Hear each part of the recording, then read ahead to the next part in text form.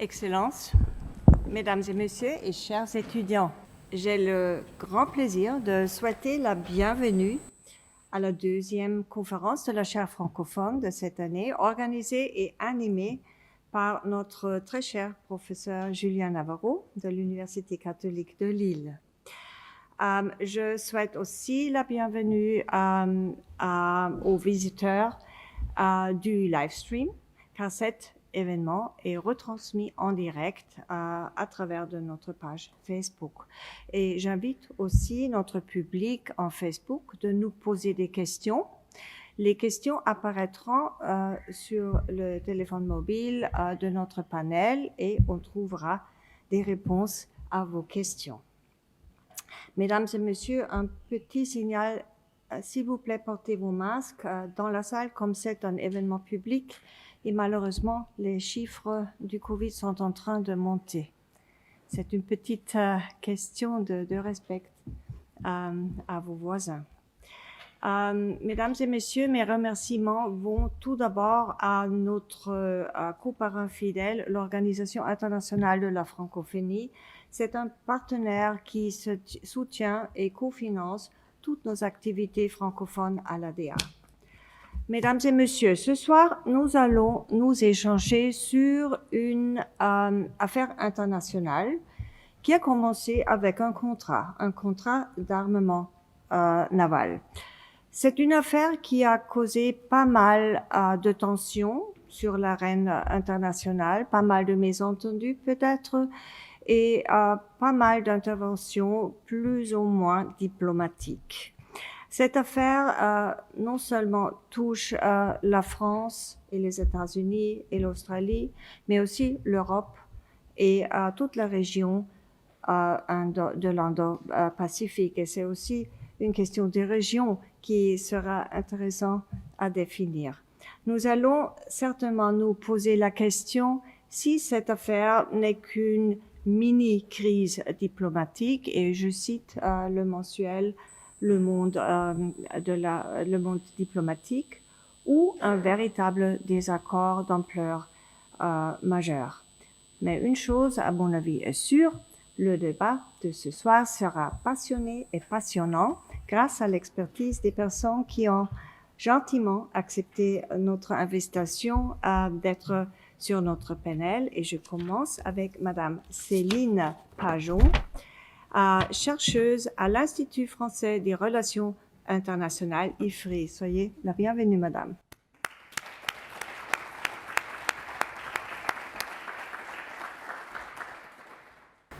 Je salue aussi une personne que nous connaissons très très bien, Monsieur Gilles Pécou, ambassadeur de France en Autriche.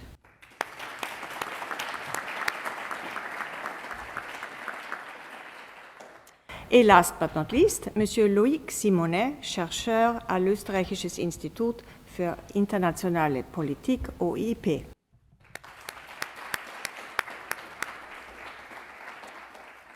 Mesdames et messieurs, je vous souhaite une agréable soirée et sans plus tarder, je passe la parole à Monsieur Julien Navarro.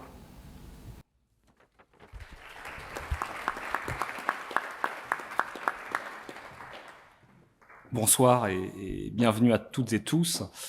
Merci Madame Kupler-Schlesinger pour cette introduction et le bon accueil toujours de l'Académie pour ces conférences de la chaire francophone.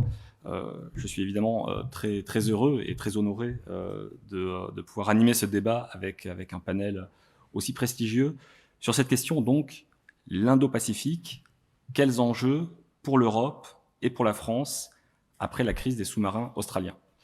Alors, c'est un sujet qui va nous faire voyager au-delà de notre zone habituelle, ici à Vienne, l'Europe, les Balkans, l'environnement immédiat, pour se poser des questions qui renvoient à la fois à une actualité brûlante, dont on a tous entendu parler, en se posant cette question de savoir si finalement, au-delà de l'aspect un peu spectaculaire de cette crise, elle traduit des changements plus profonds, des modifications de rapports de force.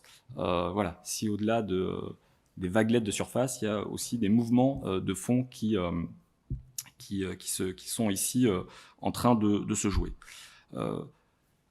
Alors il y a un certain nombre de questions qui se posent. En fait, il y a un grand nombre de questions et on pourrait aborder cette crise sous des angles très variés. Il y a la question des armements, la question de la prolifération, la question de la montée de la Chine sur la scène internationale et de la perception d'une menace éventuellement chinoise.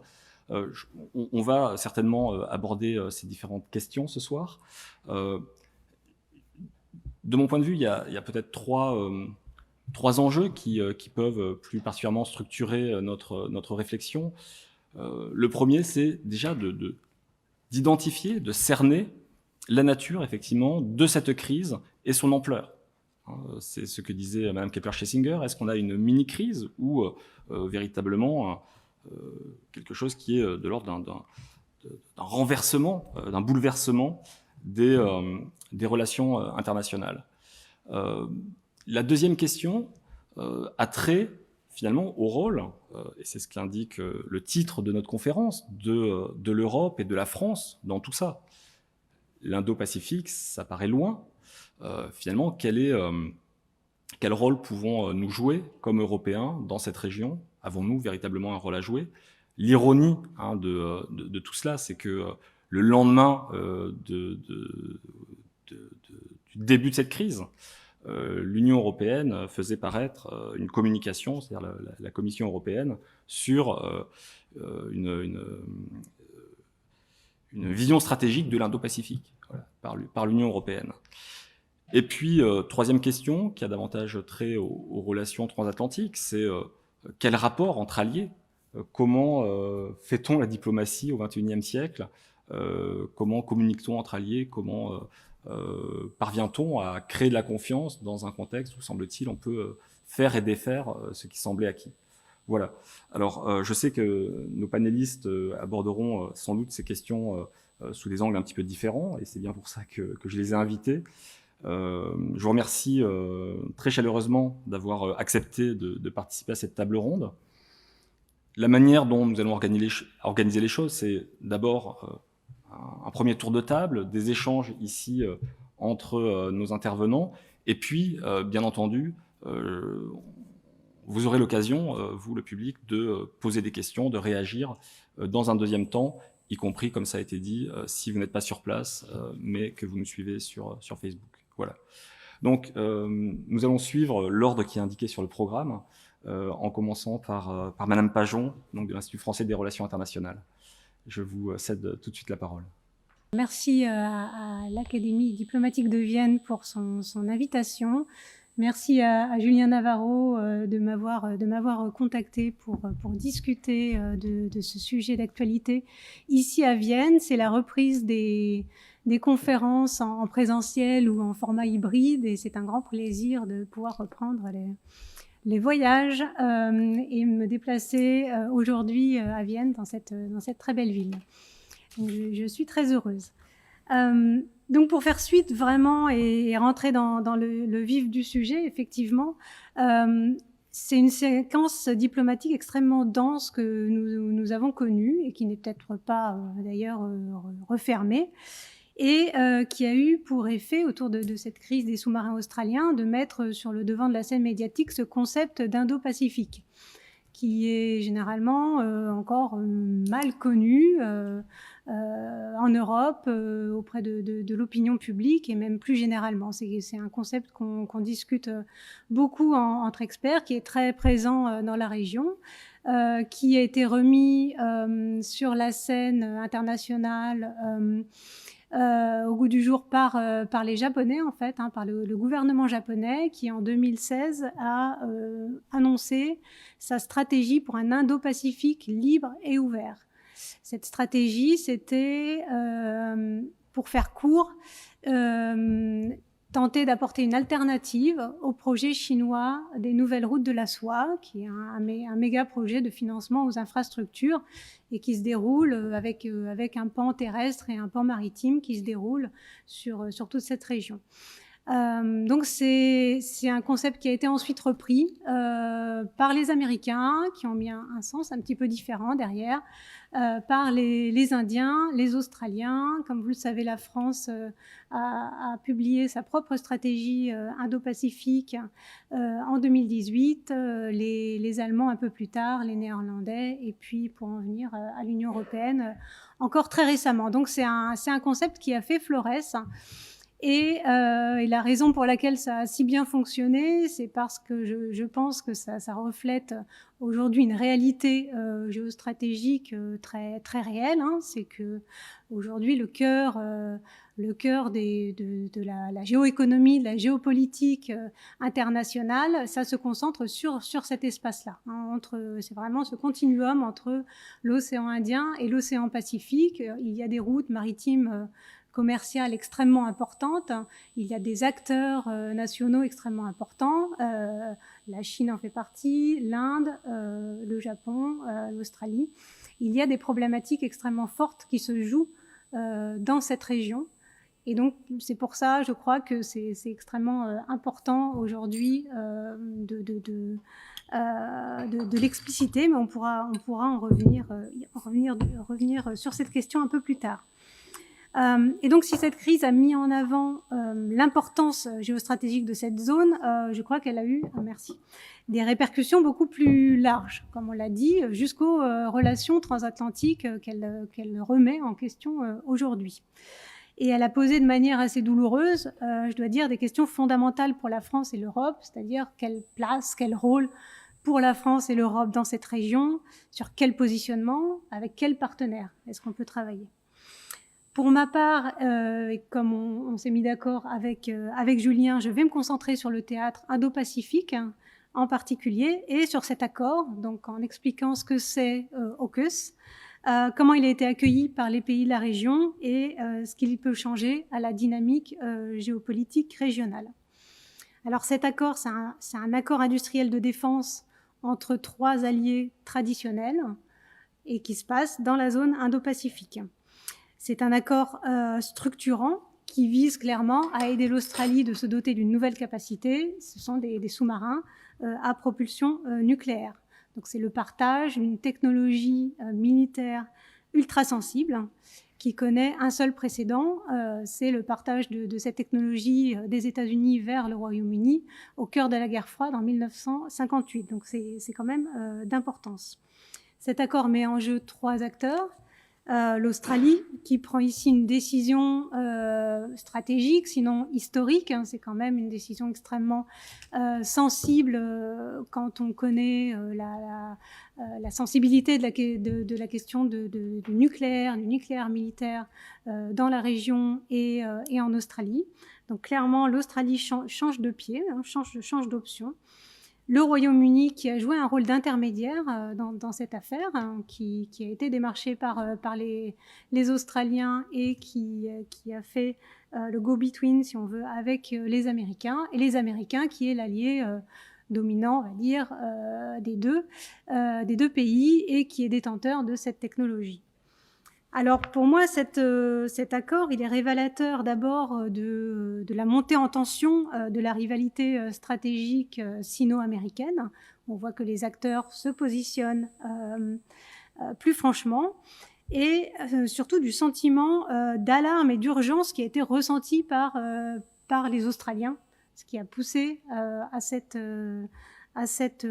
accord, à ce besoin de se sentir protégé vraiment complètement et étroitement avec la protection américaine. Cet accord, il est révélateur aussi du bouleversement dans l'ordre des priorités géostratégiques des États-Unis.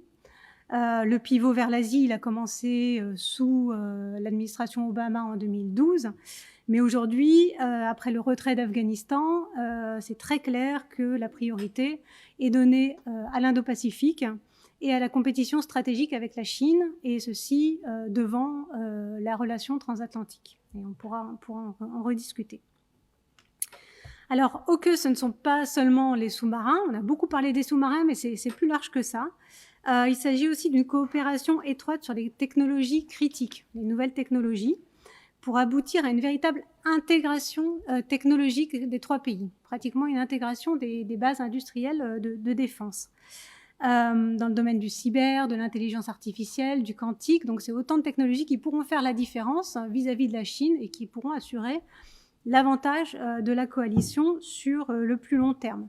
Il faut rappeler que la guerre aujourd'hui, c'est pas seulement une guerre classique. Vraiment, la guerre, elle est technologique, elle est hybride, elle mêle clairement les capacités civiles et militaires. C'est un partenariat qui doit lier les 3 pays pour des générations. Et là, je cite la Maison-Blanche. Et étrangement, pour le moment, c'est pas, il n'y a pas vraiment de documents, de traités, d'alliances vraiment solides qui a été publié. Hein. On n'en est encore qu'à des déclarations finalement qui fondent un partenariat de sécurité qui convient surtout de l'ouverture de pourparlers, de négociations entre les 3 partenaires pour les 18 prochains mois, afin de se mettre d'accord sur les modalités de fourniture à l'Australie de ces sous-marins.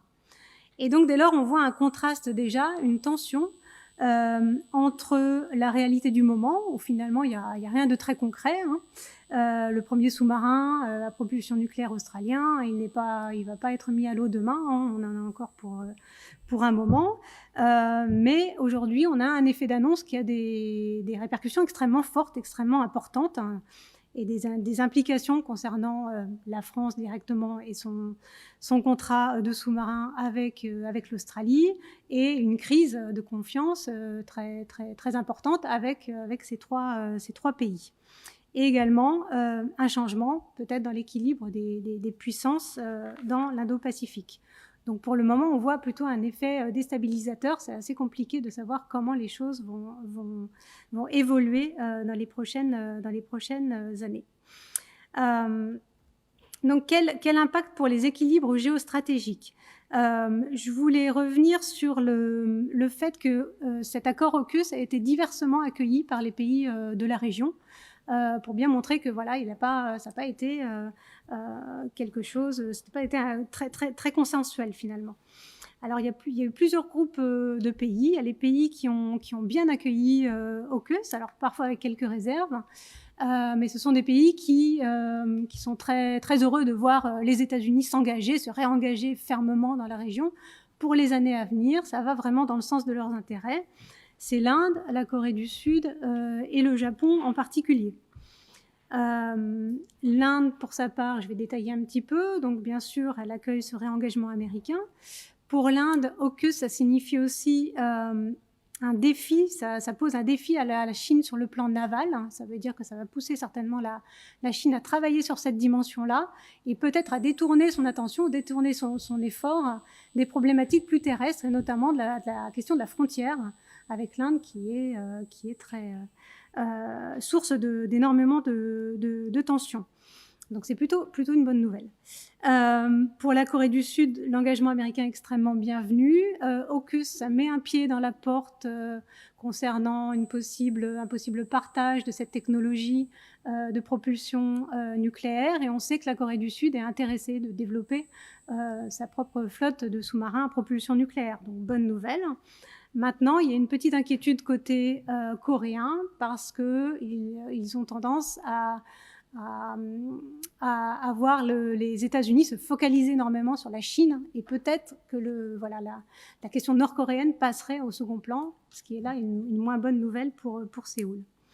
Le Japon est également plutôt content, mais il s'inquiète des éventuelles pressions américaines qui existent et qui pourraient se renforcer concernant un réarmement ou un effort du Japon pour relancer remonter enfin son budget de défense. En ce moment, on est dans une période électorale au Japon. Il y a des élections ce dimanche.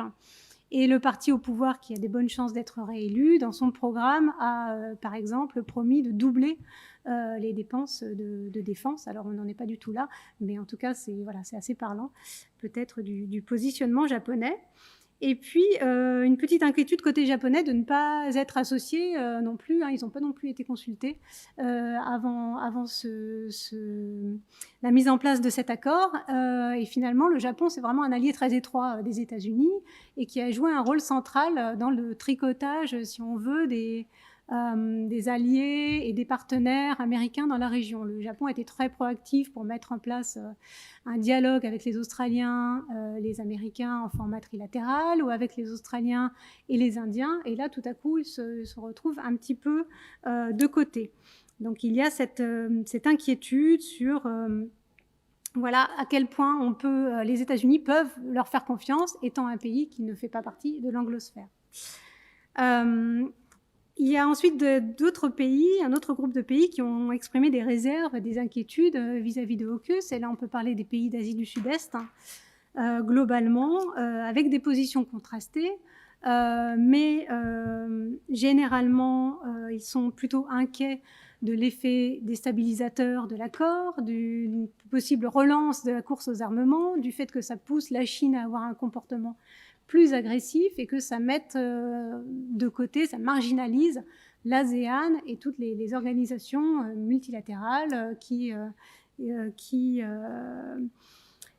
étaient organisées autour de l'ASEAN. Et l'Indonésie et la Malaisie, surtout, sont des pays qui sont inquiets des risques également de prolifération nucléaire dans la région. Le Vietnam et les Philippines, eux, ont maille à partir directement avec la Chine en mer de Chine du Sud, avec des différends territoriaux très tendus. Donc là, il y a une posture un peu plus positive.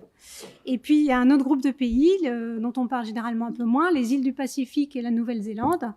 Et là, ils ont un positionnement, eux, anti-nucléaire très marqué. Il y a une zone non nucléaire dans le Pacifique. Donc là, AUKUS a été clairement mal reçu. Enfin, je voudrais dire 2 mots de la réaction chinoise. Bien entendu, l'accord a suscité une vive condamnation. Donc on avait vu les éléments de langage chinois rappelant que pour eux, c'était une alliance digne de la guerre froide, avec un côté extrêmement provocateur et déstabilisateur. Mais par contraste, la première réaction, on peut dire, ou le premier mouvement chinois qu'on a vu après AUKUS, c'était la candidature en fait de Pékin au CPTPP, donc c'est le partenariat transpacifique. C'est un accord de libre-échange très important dans la région qui a été d'ailleurs au départ lancé par les États-Unis pour faire contrepoids à la Chine. Et donc la Chine s'est présentée en faisant ça comme un pays plutôt constructif, qui n'était pas dans la provocation, mais au contraire qui cherchait à faire en sorte de construire l'ordre plutôt que déstabiliser. Bien entendu, on sait qu'il y a une autre réalité, qu'il y a des incursions chinoises extrêmement fréquentes dans la zone aérienne taïwanaise. Il y a eu un test d'un missile qui serait hypersonique récemment. Il y a eu des patrouilles conjointes entre la Chine et la Russie très récemment autour du Japon. Donc on voit que la Chine quand même montre les muscles et resserre les rangs avec ses amis pour montrer qu'elle n'est pas de son côté complètement isolée. Et elle cherche évidemment via AUKUS à essayer de dissocier, en tout cas créer des divergences entre les alliés et partenaires. Donc il y a eu une discussion entre le président Macron et Xi Jinping au téléphone et manifestement la Chine a encouragé la France à continuer à développer son autonomie stratégique vis-à-vis des Américains. Donc là, on voit bien qu'ils cherchent vraiment à instrumentaliser ce concept pour leurs propres intérêts. Donc on constate bien que AUKUS ne fait pas du tout l'unanimité et il y a vraiment une crainte qui renforce le dilemme de sécurité dans la région. Dans le même temps, je crois que l'accord marque une nouvelle évolution dans l'architecture de sécurité dans la région. Ce qu'on a vu jusqu'à présent, c'était vraiment une inflation, une multiplication des nouveaux partenariats de sécurité qui se faisaient sur un mode très, très flexible, très informel, au niveau bilatéral, trilatéral, quadrilatéral. Et là, avec AUKUS, on revient sur une forme voilà, de quasi-alliance beaucoup plus rigide et qui veut s'imposer, hein, si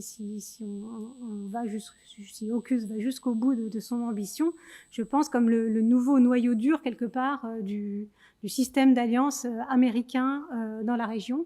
Et d'ailleurs, d'autres alliés comme le Japon pourraient chercher à s'y associer d'une manière ou d'une autre.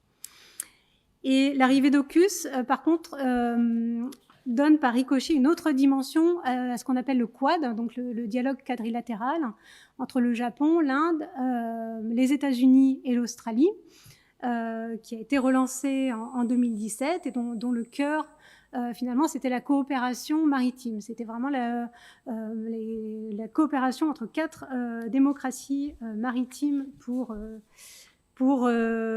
contrebalancer la Chine et s'assurer de la stabilité de la région. Et ça a été beaucoup critiqué au départ comme voilà, un mini-OTAN ou une coalition anti-chinoise.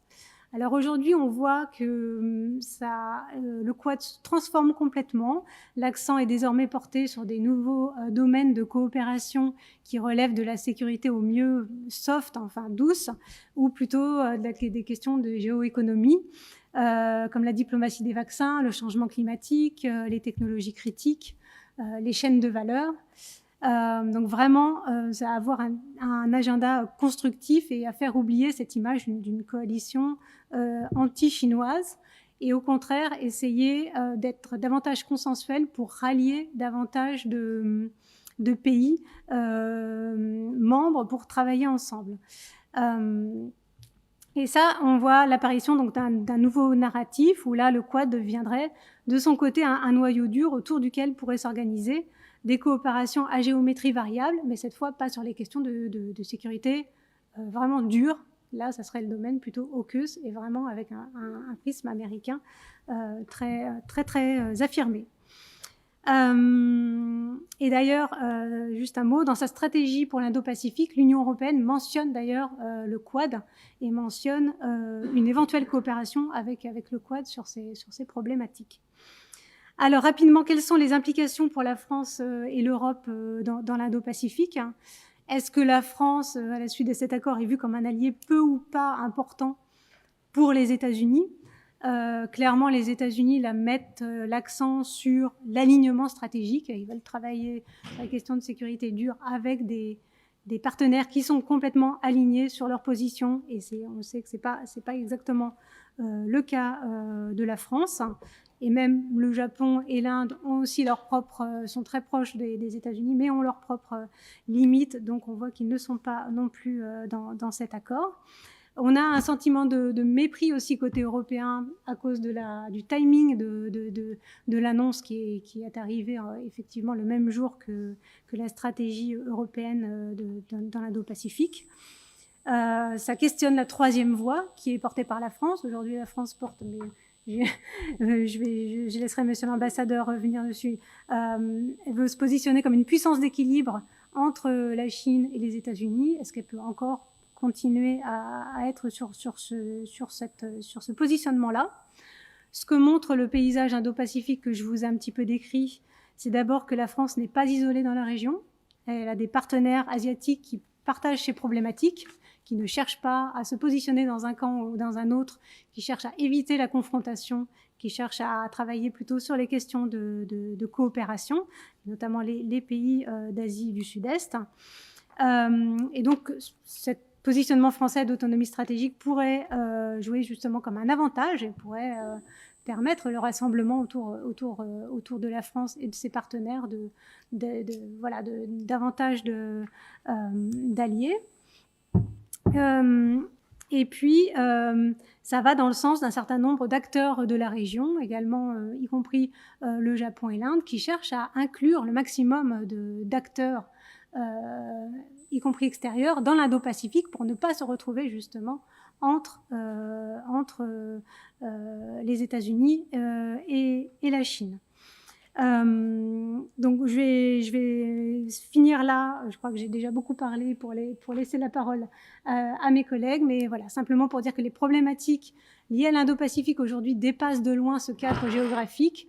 On rentre vraiment dans le contexte géostratégique de compétition, de rivalité systémique entre la Chine et les États-Unis, et ça va bien au-delà. C'est pourquoi je pense qu'il est important de se positionner aussi dans cette région. Je laisse Monsieur l'ambassadeur aller plus loin dans ce propos. Merci beaucoup. Merci beaucoup pour cet exposé très éclairant, je crois, sur d'abord la complexité des enjeux et surtout la diversité des réactions et des grilles de lecture qu'on peut avoir selon où on se trouve et selon le positionnement stratégique. C'est vraiment très intéressant de voir cette diversité de réactions. Alors ce qui est sûr, c'est que la réaction française, elle était effectivement très crispée et je crois qu'on comprend bien pourquoi. Mais peut-être une question aussi sur laquelle vous pourrez nous éclairer, Monsieur l'ambassadeur, c'est finalement quel est l'intérêt de tout ça pour la France? Et on pourrait se dire, l'Indo-Pacifique, c'est très loin, et pourquoi la France a-t-elle finalement une stratégie aussi affirmée dans cette région?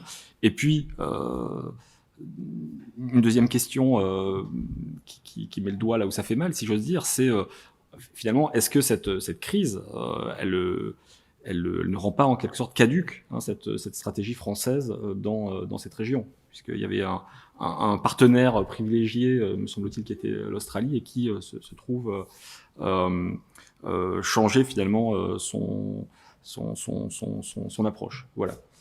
Merci beaucoup en tout cas d'être là pour nous éclairer sur la politique française dans cette région. Merci à vous. Alors je vais essayer de répondre assez brièvement à ces deux questions. Je me contenterai de dire de façon liminaire, l'intérêt de la France, il ne date pas d'aujourd'hui, il est historique. Nous devons, alors ce n'est pas une raison en soi, mais nous devons rappeler que la France est dans une région que l'on appelle désormais l'Indo-Pacifique, que l'on n'appelait pas ainsi depuis le milieu du XIXe siècle. La France y est par défaut, parce que l'Angleterre le lui a permis dès 1842, et ce n'est pas une découverte de l'après-guerre froide. La deuxième chose, pour répondre de façon très très rapide et liminaire à votre question sur un AUKUS qui rendrait caduques nos liens privilégiés avec l'Australie et l'Inde, j'y reviendrai, mais ce que défend la France, c'est une position de multilatéralisme dans cette zone pour faire pièce justement à ce qui serait une vision trop étriquée, trop binaire des rapports géostratégiques dans l'Indo-Pacifique. Alors je vais y revenir plus longuement, tout en essayant de rester dans les 10 minutes ou à peu près imparties. Je vous remercie d'abord, je remercie l'Académie diplomatique, sa directrice adjointe, Suzanne Kepler-Schlesinger, et le titulaire de notre cher francophone, Julien Navarro, le professeur Navarro. Merci, en effet, comme vous l'avez dit, Madame Pajon, merci Julien d'avoir pris l'initiative de cette réunion en présence si nombreuse d'étudiants et de chercheurs ou de collègues. Et merci également d'avoir pris l'initiative de m'associer à cette discussion entre experts. Expert que je ne suis pas, du reste, pour être tout à fait clair. Ce que je suis, en revanche, ce soir, avec vous, c'est le représentant de mon pays, de notre pays, de la France, en Autriche. Et c'est donc, tout simplement, en tant qu'ambassadeur bilatéral, que je souhaite contribuer à la discussion. Je le ferai de façon liminaire, avant nos échanges, autour de 3 simples rafales d'observations, vraiment très, très brèves. Les premières sur le sens d'une crise diplomatique, à la fois bilatérale et déjà plus que bilatérale, comme crise diplomatique, mais une crise diplomatique qui appartient désormais, quoi que l'on en pense, au proche passé. Une crise diplomatique qui est en résorption, ou que nous considérons comme en résorption. Puis, les autres observations que je souhaiterais faire vont au fond de votre questionnement. Je souhaiterais revenir très rapidement sur l'actualité d'un questionnement qui concerne la signification de cette crise sur le positionnement de la France et de l'Union européenne en Indo-Pacifique, sachant qu'il ne me revient pas d'évoquer très précisément la stratégie européenne que mon voisin aura la charge et l'honneur d'embrasser. Et enfin, un dégagement très très rapide sur le futur proche. Nous sommes quand même à quelques mois de la présidence française du Conseil de l'Union européenne, de la conférence, ou plutôt du forum Union européenne Indo-Pacifique du 22 février. Donc, quelles perspectives à la sortie de cette crise peuvent s'offrir à nous, sachant que ces perspectives seront étayées. Alors, très rapidement, sur le premier point, alors c'est assez simple, et là, j'allais dire, je retrouve mon habitus d'historien, du 19e siècle certes, mais enfin d'historien, il y a une chronologie fine, dans le temps court, de ce qu'est une crise diplomatique. Cette chronologie, je ne vais pas la reparcourir avec vous, vous la connaissez. La crise est inaugurée par la dénonciation le 15 septembre d'un contrat militaro-industriel franco-australien. La rupture est définie par notre ministre des Affaires étrangères et ancien ministre de la Défense, ce qui n'a échappé à personne, comme, je cite, une décision unilatérale, brutale et imprévisible. Ces éléments ont été repris, je le précise également, dans l'audition publique, enfin dans l'audition rendue publique sur les réseaux du 6 octobre du ministre Jean-Yves Le Drian devant la Commission des Affaires étrangères et la Commission de la Défense de nos chambres, de notre Parlement, de notre Assemblée nationale. Et ces éléments ont été repris, crise brutale, unilatérale et imprévisible, pour en même temps contrer, de la part de notre gouvernement et de notre ministre, l'argumentation qui consisterait à dire qu'il y avait eu de la légèreté et de l'imprévision du côté de l'exécutif français. Alors, j'ajouterai juste à cette définition d'une crise bilatérale, ponctuelle et brutale, d'une rupture brutale, les deux éléments suivants. D'abord, rappelez, vous le savez, que ce contrat était la pièce maîtresse d'un accord intergouvernemental de coopération. Pas simplement un contrat industriel, mais conclu en 2016 pour 30 ans, à compter de 2017, avec donc, certes, et c'est la pièce maîtresse, je le rappelle, livraison de sous-marins de classe océanique à propulsion conventionnelle, après un appel d'offres qui avait été remporté par le groupe Naval Group de l'Orient. Et c'est le deuxième point, beaucoup plus marginal, que je souhaite évoquer. Ce qui est présenté comme un seul accord industriel bilatéral concernait aussi, comme grand nombre d'accords industriels, un partenariat commercial qui n'était pas simplement français, mais un partenariat commercial qui associait, par exemple, Naval Group avec un groupe américain, ce qui n'a pas toujours été rappelé. Le constat de crise diplomatique nous permet de retenir d'abord la stigmatisation d'une décision qui est soudaine. J'ai déjà dit, on ne s'attendait pas à cela, les ministres l'ont rappelé, on ne s'y attendait pas, après notamment une série de visites officielles qui avaient renforcé le contrat de coopération avec l'Australie. Je vous rappelle la visite officielle du président de la République, du président Macron en 2018, ou les deux visites officielles, l'une qui ouvre l'année, l'autre qui la ferme, début 2019, fin 2019, du ministre des Affaires étrangères et de la ministre des Armées, Madame Parly, en Australie, où de nouveau a été rappeler l'importance de cette coopération et sa pleine fiabilité. De même, je rappelle une réunion ministérielle dans un format 2+2 fin août qui a rappelé aussi qui a rappelé, pour le dire très simplement, la solidité de l'accord de partenariat et du contrat. Donc, quand on parle de soudaineté, nous ne sommes pas simplement dans la rhétorique défensive, nous sommes dans le constat très clair et net, une situation, le constat que feront dans 30 ou 40 ans les historiens qui s'intéresseront à l'enchaînement, à la chronologie, au temps court de cette crise diplomatique. Alors, à partir de là, l'enchaînement diplomatique est un enchaînement classique, rappel des, si j'ose dire, rappel des ambassadeurs, vous l'avez tous, vous le rappelez tous, toutes et tous, rappel des ambassadeurs, de notre ambassadeur en Australie, de notre ambassadeur aux États-Unis, et je soulève déjà la question avant qu'elle ne puisse être soulevée, non-rappel de l'ambassadeur de France, de l'ambassadrice de France au Royaume-Uni.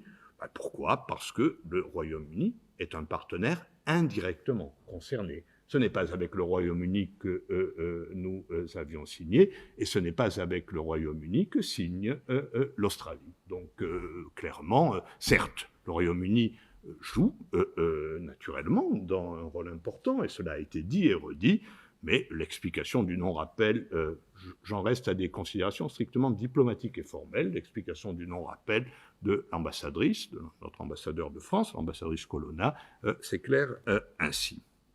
Enfin, après ce moment un peu paroxystique de la crise, comme dans toute crise, eh bien, nous assistons à un règlement diplomatique ou une amorce de règlement diplomatique, et en tout cas à un contexte qui est un contexte de clair apaisement politique. J'en prends pour indicateur principal, cardinal, l'entretien du président de la République Macron avec le président des États-Unis, M. Biden, le 22 septembre dernier, de même que les divers entretiens du ministre de l'Europe et des Affaires étrangères, le ministre Le Drian, avec ses homologues, et enfin le retour de nos ambassadeurs dans leur terre de mission. Alors, à propos de cet enchaînement diplomatique et politique, là aussi je souhaiterais faire deux remarques. L'une sur la remédiation ou le contexte d'apaisement avec les États-Unis. Les propos du président Macron sont clairs. Il s'agit de rétablir la confiance en nos relations transatlantiques.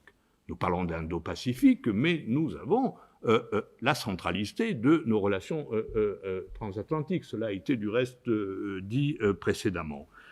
Et comment le faire ? Eh bien, le faire autour notamment de la reconnaissance des intérêts et de la légitimité de la présence française dans la zone Indo-Pacifique, outre les aspects de reconnaissance de la défense européenne, dont nous reparlerons, et du renforcement de l'appui américain aux opérations antiterroristes en Afrique.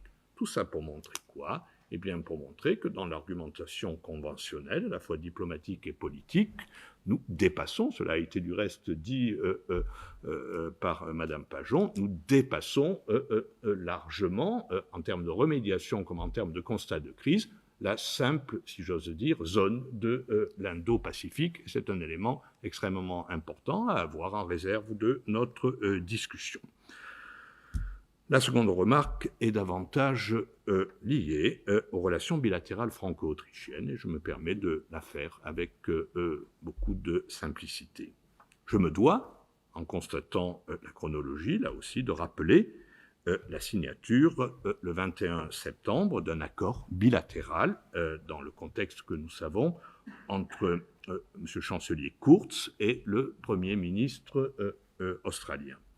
La signature de cet accord de partenariat à New York entre le Premier ministre australien et chancelier avait créé la surprise, même si cet accord n'a pas été médiatisé et n'a pas été politisé par l'exécutif autrichien, tiens à le redire, mais avait créé la surprise diplomatiquement et politiquement, et aurait pu laisser penser que la cohérence européenne était mise à mal, ou en tout cas ébranlée.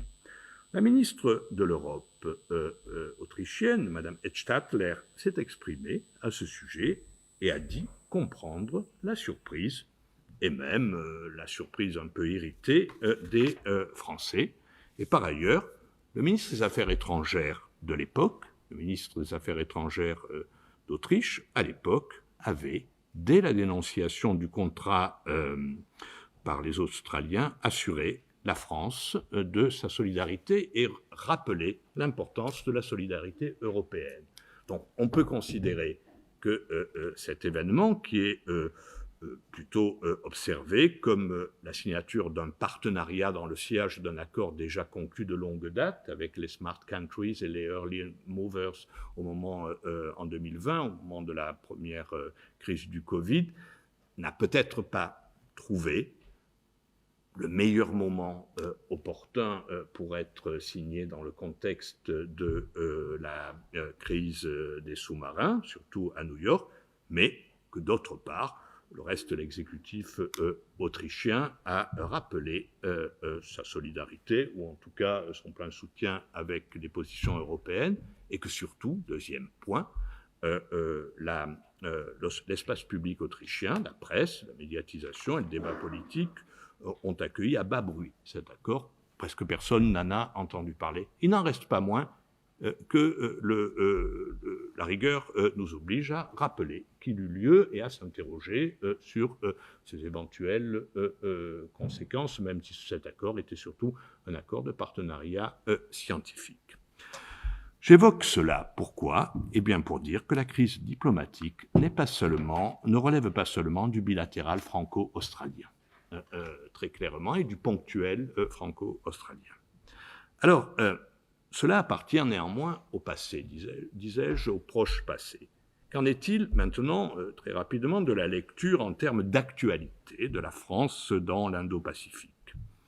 Il me semble pouvoir assurer que la position de la France est claire sur le sujet, la position du gouvernement français. D'abord, il est clair que même si la rupture du contrat est une mauvaise affaire, une mésaventure économique et industrielle, ce n'est pas le seul aspect qui compte pour notre gouvernement, ce n'est pas le seul aspect qui est mis en avant dans l'analyse d'une situation critique par le gouvernement français.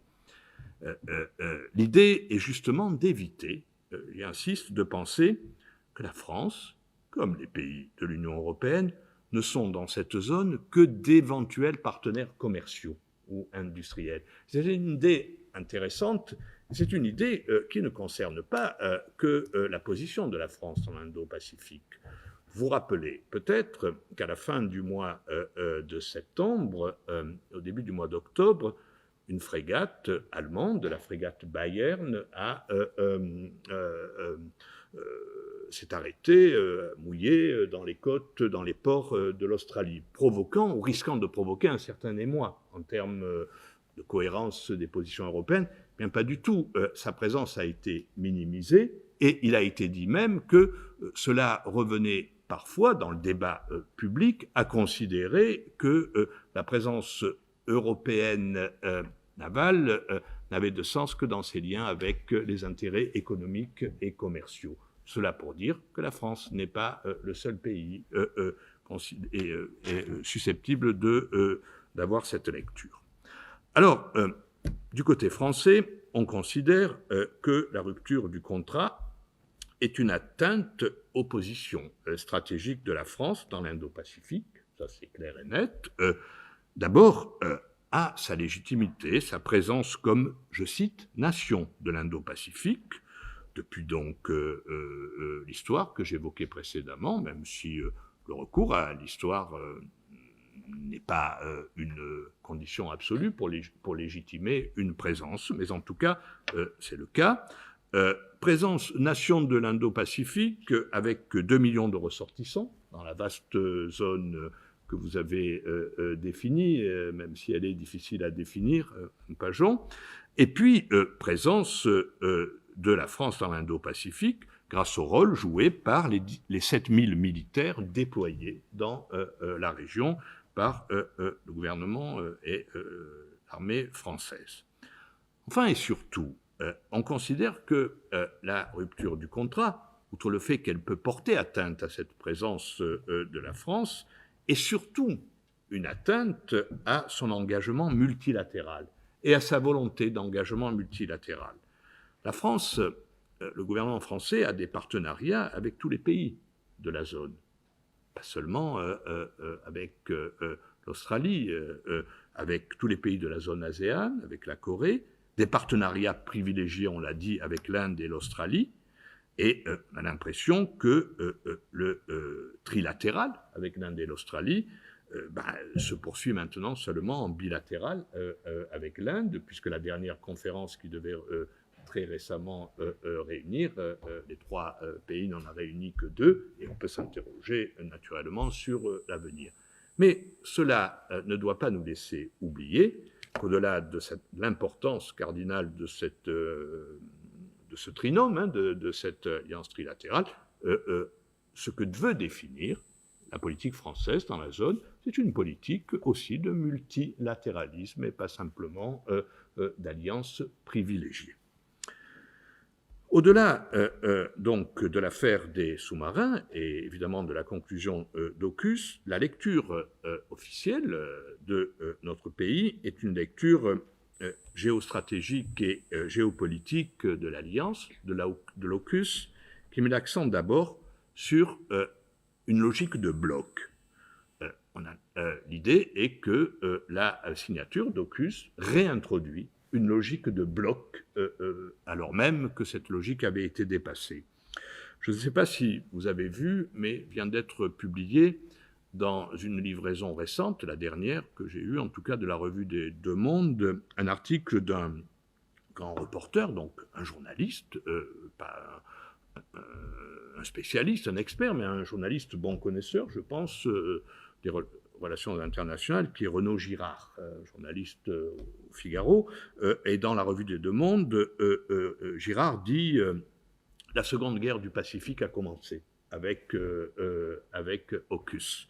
Alors, je n'ai pas à juger, évaluer quoi que ce soit d'un constat qui est un constat journalistique, mais je rappelle ce contexte de dramatisation, de schématisation des événements, et avec quand même l'idée qu'il a, est une idée beaucoup plus objective et avancée par le gouvernement français, et par le ministre des Affaires étrangères, l'idée que l'Australie risque de perdre sa souveraineté et donc de demeurer une base avant des États-Unis contre la Chine et de contribuer, de participer d'un affrontement binaire, comme je le disais précédemment, d'où cette idée, cette fois journalistique et pas du tout défendue par le gouvernement, d'une deuxième guerre du Pacifique, qui cette fois n'opposerait plus l'Amérique du Nord, les États-Unis d'Amérique au Japon, mais les États-Unis d'Amérique à la Chine, cela étant, je le dis très clairement,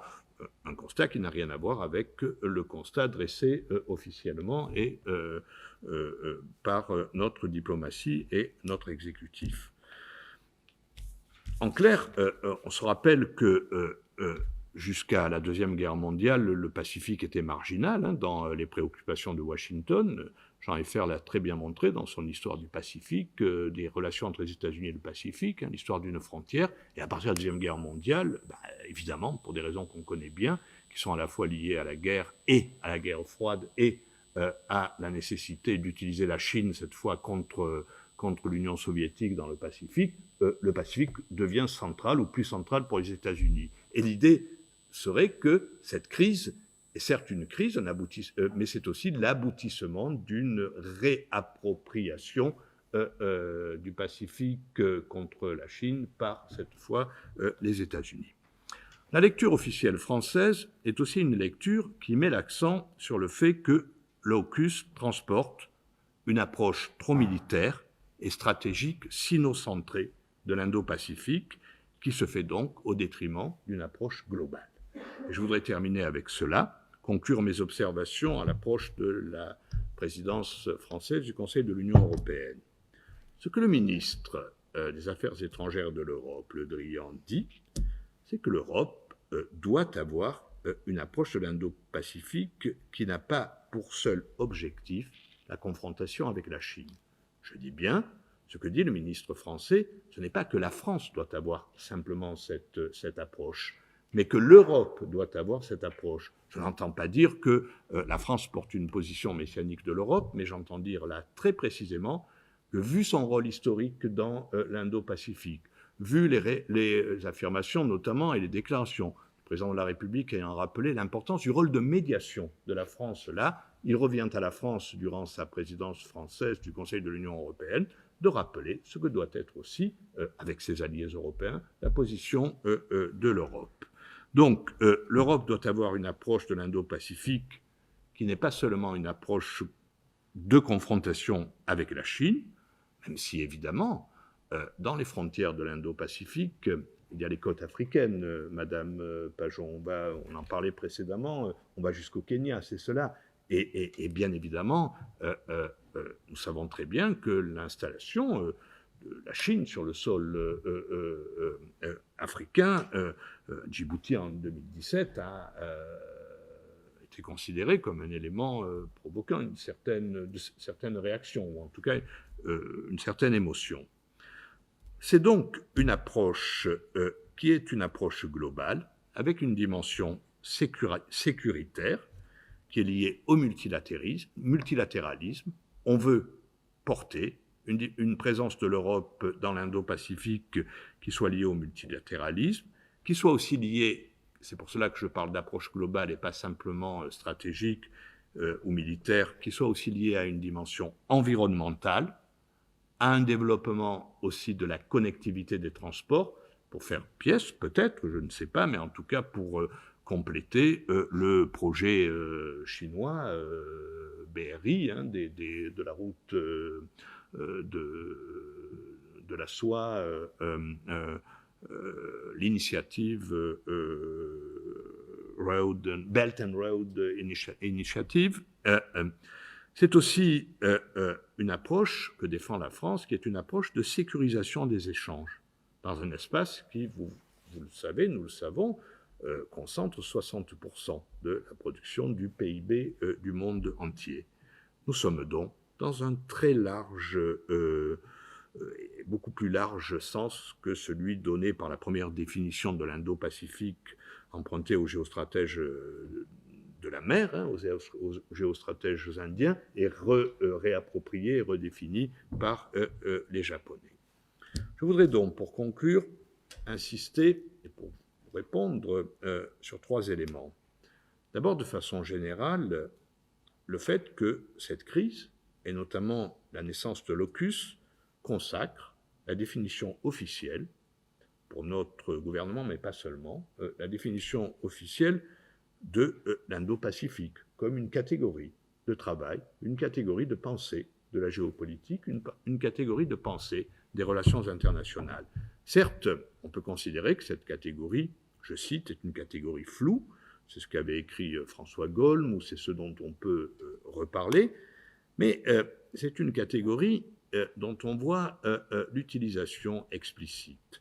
Elle est de plus en plus explicitement utilisée comme vecteur de confrontation avec ce qui est supposé être une hégémonie chinoise, supposée ou avérée être une hégémonie chinoise.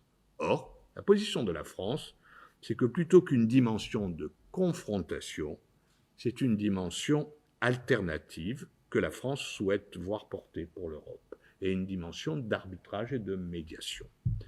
La deuxième conclusion, c'est que pour cela, il faut que l'autonomie stratégique de l'Europe soit pleinement affirmée et reconnue. C'est une formule que nous empruntons à la ministre des Armées, la ministre de la Défense française, Madame Parly. Je ne sais pas si vous l'avez à l'esprit. Soit l'Europe fait face, soit l'Europe s'efface. À propos de cette crise, la formule a d'ailleurs été également reprise par le ministre Le Drian. Enfin, cela signifie, ce sera la dernière remarque, que même si la vocation de la présidence française du Conseil de l'Union européenne, c'est de s'occuper d'affaires internes de l'Union européenne, comme vous le savez, l'Indo-Pacifique, comme les relations avec l'Afrique, seront considérées comme des priorités. Elles seront considérées comme des priorités de redéfinition ou de définition forte de la cohérence européenne, cela au moment du forum de février, mais évidemment, cela nécessitera aussi de traiter de l'Indo-Pacifique et surtout de la crise de confiance en l'OTAN au moment du sommet de Madrid de 2022, et donc d'évoquer cette question quand on parle aussi d'alliance transatlantique. Voilà, mesdames et messieurs, voilà, cher Julien, ce que je pouvais apporter de bref à notre réflexion. Merci beaucoup, merci d'avoir rappelé l'importance donc pour la France de cette région, de l'Indo-Pacifique, et aussi l'attachement de la France à une certaine conception des relations internationales, s'agissant notamment d'une approche multilatérale. Alors, je crois que votre présentation fait parfaitement la transition avec l'intervention de Monsieur Simonet. puisque nous avons convenu d'aborder notamment, peut-être pas seulement, mais notamment cette dimension européenne de cette crise et la question de la stratégie, cette fois-ci européenne, dans cette région du monde. Monsieur Sibony. Merci beaucoup, Julien Navarro, d'avoir mis sur pied cette discussion. Très bon moment, un moment très opportun. Merci à l'Académie diplomatique de nous héberger ce soir. Merci beaucoup. Alors, si vous me le permettez, je vais partager avec vous quelques réflexions personnelles, une sorte de petit état des lieux axé sur l'Europe, effectivement, après la crise des sous-marins. J'avais prévu de dire un mot sur les questions de prolifération nucléaire et de course aux armements dans la zone Indo-Pacifique. C'est un sujet qui me tient à cœur. J'étais, avant de rejoindre ce think tank dont Julien a parlé, j'étais à l'OSCE, une organisation internationale que beaucoup d'entre vous connaissent, et je me suis beaucoup occupé des questions de contrôle, de maîtrise des armements. Donc c'est un sujet que j'aime bien. Cela dit, Céline en a déjà pas mal parlé, donc je reviendrai, si la discussion s'oriente là-dessus, je ferai quelques remarques à ce propos. Alors c'est toujours un peu difficile d'intervenir en troisième position après deux brillants intervenants, mais je vais essayer de vous donner quelques remarques personnelles. Alors on le voit bien, ça ressort de ce que les deux orateurs précédents ont dit. Dans cette tectonique des plaques dans la région Indo-Pacifique, la France et l'Europe peinent un petit peu à trouver leur place. Alors, je vais me focaliser un petit peu sur l'Europe. Je voudrais faire d'abord une remarque préliminaire, une remarque générale. Dans cette espèce de deuxième guerre froide, alors la plupart d'entre vous, je vois qu'il y a beaucoup de jeunes dans cette salle, la plupart d'entre vous n'ont pas connu la guerre froide. Moi, je l'ai un petit peu connue dans mes jeunes années. Mais cette espèce de deuxième guerre froide qui s'annonce, bien que la Chine et les États-Unis s'en défendent, qui s'annonce dans la région Indo-Pacifique, laisse l'Europe finalement en situation périphérique. La première guerre froide, l'Europe était au centre de la guerre froide, donc un petit peu à mi-chemin et théâtre de cette guerre froide entre les deux blocs, le bloc de l'Est et le bloc de la liberté. Là, on a finalement une Europe qui se trouve à des milliers de kilomètres et un petit peu en périphérie de ce nouvel affrontement. Monsieur l'ambassadeur en a parlé, ou en tout cas, vous avez porté la voix de Renaud Girard, ce nouvel affrontement qui semble se profiler dans la zone Indo-Pacifique. Donc il faut garder un petit peu cette remarque à l'esprit. Alors, l'Union européenne, on y a fait allusion, s'est dotée le mois dernier d'une stratégie pour l'Indo-Pacifique, mais je dois dire, et je pourrais y revenir si vous avez des questions là-dessus, je dois dire que cette stratégie ressemble davantage à un catalogue de grands principes qu'à un outil applicable et opérationnel dans la zone. Il faut malheureusement reconnaître que la plupart des États membres de l'Union européenne n'ont ni les moyens ni les intérêts pour s'engager dans la zone. Il me semble que les capitales européennes n'ont pas encore pleinement compris l'importance des changements stratégiques qui se sont produits dans la région et les effets qu'ils auront sur la capacité d'action de l'Europe. J'ai eu l'occasion de lire, pour préparer cette table ronde de ce soir, une note de septembre dernier, que certains d'entre vous ont peut-être lu, une note du European Council on Foreign Relations, l'ECFR, qui est un think tank influent européen, qui souligne que sondage à l'appui que pour 13 États de l'Union européenne, la zone Indo-Pacifique ne signifie rien d'autre que l'opportunité de marchés économiques juteux, et que seulement pour 11, c'est-à-dire moins de la moitié, la nouvelle stratégie de l'Union européenne, donc pour la zone Indo-Pacifique, équivaut à une expression de l'autonomie stratégique européenne. Donc on voit finalement que la majorité des États de l'Union européenne sont à des années-lumière de réagir, de réaliser ce que représente la zone Indo-Pacifique. À noter également, toujours au terme de cette enquête de l'ECFR, 12 États membres citent la Chine parmi leurs 3 partenaires économiques les plus importants dans la zone Indo-Pacifique. Donc vous voyez où je veux en venir.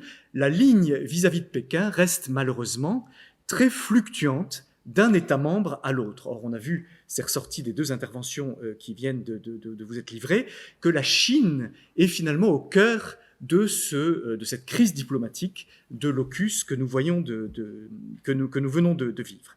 Alors, on a vu que la Lituanie, par exemple, est entrée en confrontation directe avec Pékin en ouvrant un bureau de liaison, un bureau de représentation des Taïwanais à Vilnius, très récemment, le mois dernier, je crois.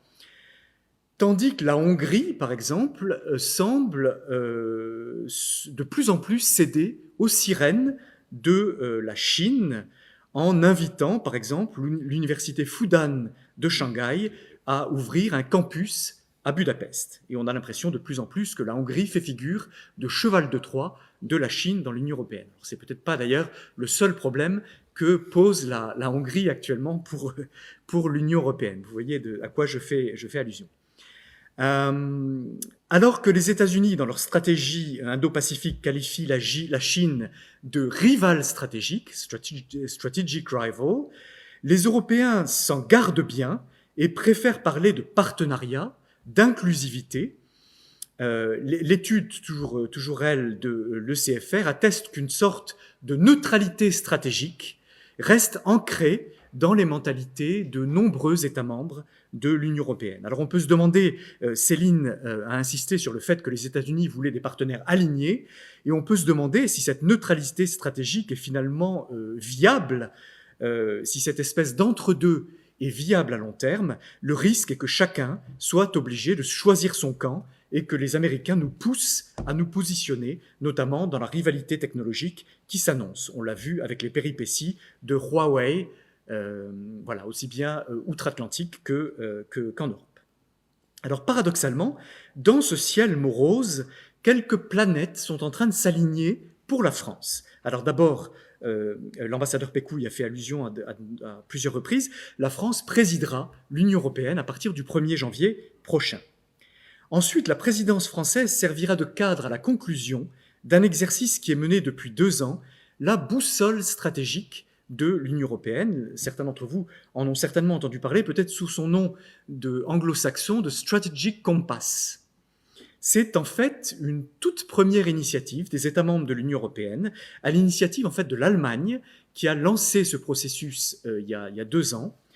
Une initiative visant à définir en commun les défis qui se posent à l'Europe en matière de défense et de sécurité, et la réponse à y apporter à l'horizon 2030, à l'horizon donc moyen-long terme.